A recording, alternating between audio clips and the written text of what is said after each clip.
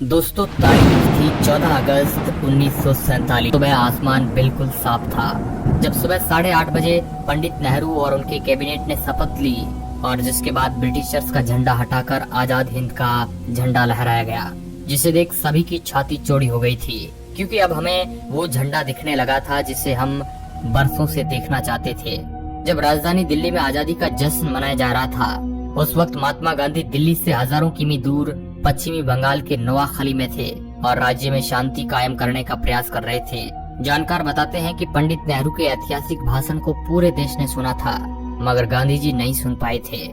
14 अगस्त 1947 की ऐसी रात जब लोग सोए तो गुलाम देश में थे, लेकिन अगली सुबह उनकी आजादी की सुबह थी। लेकिन जितनी खुशी हमें आजाद होने में थी, उतना ही गम अखंड भारत के टूट जाने में था, क्योंकि दोस्तों भारत ने अपना 3,46,737 किलोमीटर का एरिया पाकिस्तान के रूप में खो दिया।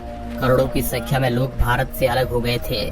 जो लोग कुछ समय पहले ही भाई की तरह जिंदगी जी रहे थे, वे अब एक दूसरे की जान के दुश्मन बन चुके थे, क्योंकि 14 अगस्त के रात 12 बजे भारत और पाकिस्तान का विभाजन हो गया। भारत दो हिस्सों में बट गया, जिसमें एक हिस्सा पाकिस्तान और दूसरा हिस्सा हिंदुस्तान के नाम हो गया था, जिस वजह से कई सारे दंगे हुए।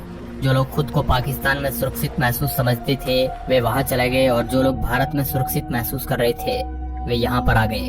कहा जाता है कि करोड़ों लोग पलायन को मजबूर हो गए थे।